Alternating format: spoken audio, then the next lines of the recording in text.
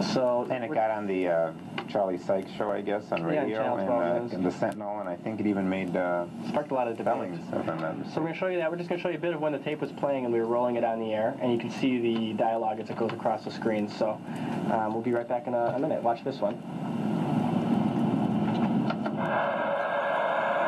What's going on here? This plane, the men's room down there, we're well aware of the situation here. You gentlemen want to carry on and do what you want to do. It's one fine and dandy, but you're not going to be doing it out here. You understand me? You want to meet here and go someplace else, private, do home and do what you want? I don't give a shit. Neither does anybody else. Why you upset on us how we were doing? No. Do me a favor, okay?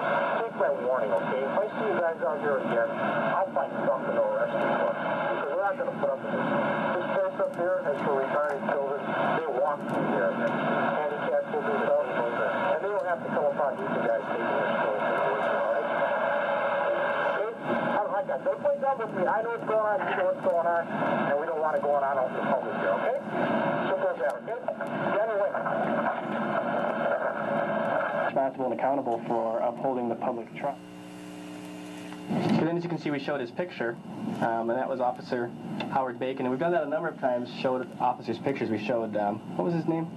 One of the undercover cops who goes in. George something, wasn't it? And who we believe entraps people in the parks. So we've done that a few times.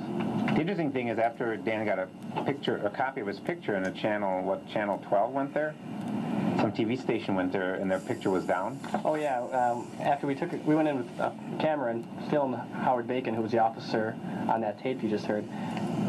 Bacon's a nice name for a police officer. And the next day, apparently, or after our show, they took down all those pictures out of the police station, so nobody could do that anymore. So that was kind of interesting. Oh, they took them all down. Yeah, that's what I heard. Right. Okay. They were just like all down.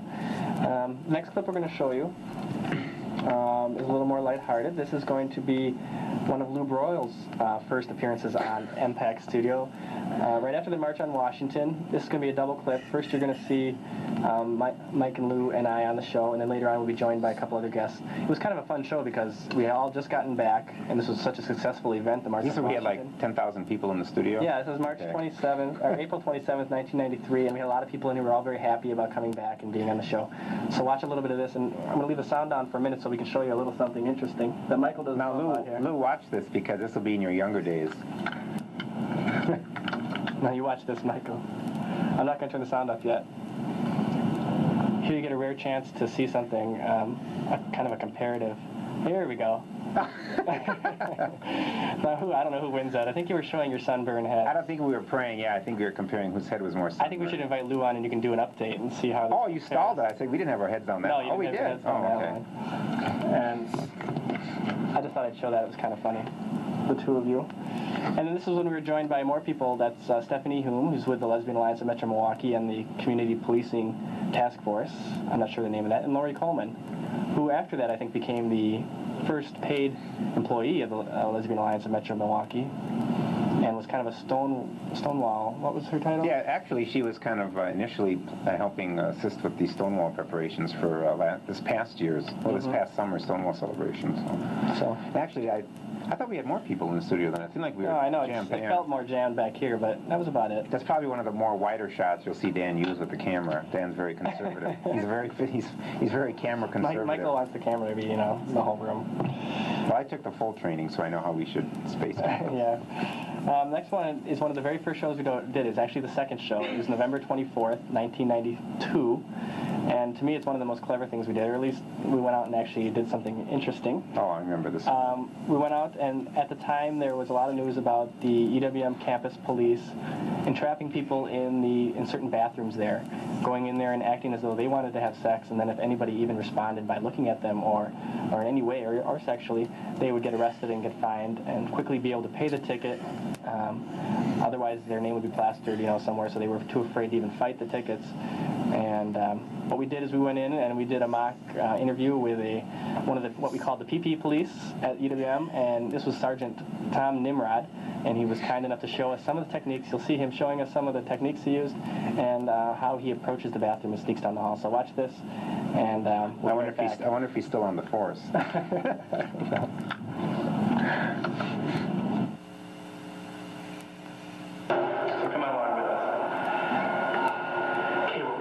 Now is Sergeant Nimrod approach towards the bathroom. He's moving down the hallway.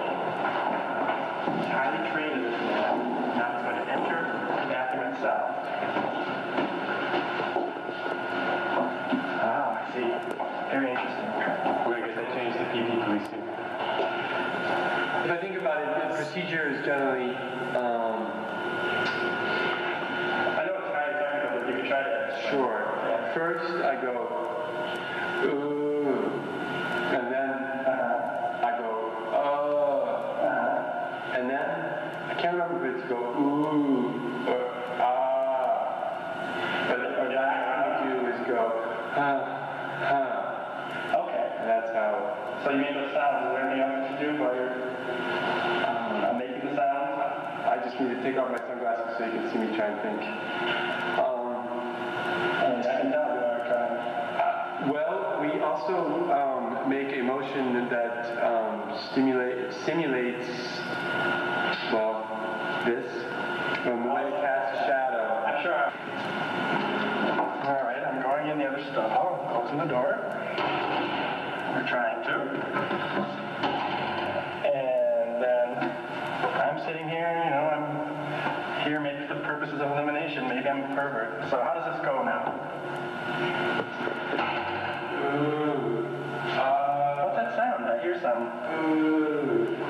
I'm going to look through this hole. I'm looking through this little hole here, and I'm trying to find out what's going on over there. What is going on? So what's going on in there? I don't know. Oh, hold it!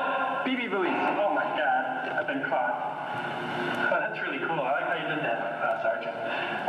Thanks for showing us that. We're going to look at another technique that officers have used. We've heard this from people who have been arrested. Sergeant Nimrod. And there's the PP police with his pensive pose. Also, the shopping bag, which I don't know if we heard that on tape, but the shopping bag is another device that's used to, I guess, used whenever you're doing certain activities in tea rooms. Well, he was using it to hide who he was. He was very clever. Oh. We want to thank Patrick Flaherty, who does AIDS activism television, for helping us out with that. Not that he was necessarily in there anywhere, but thanks for that. And I had a lot of fun doing that. And the fun of that was really demystifying that whole thing, because you hear about these bathrooms in the paper and you just picture that it's a myth grows about how these bathrooms are. So we just took our cameras right in there and showed you what was going on, and I hope it showed, if you saw the whole thing, how preposterous the whole thing is. So. Yeah, if you watched it when we did it, I think it was about a 15-minute segment. Yeah, it's a long segment, but we just showed you a bit of it there. The next one is kind of one of my favorite things to do every year, and probably one of yours, when we film the whole Pride Parade and all those events, and then we show that to you on the show in case you weren't able to go or weren't quite ready to do that yet, and we talk over that. So I think we can talk over this one, but I'll just show it.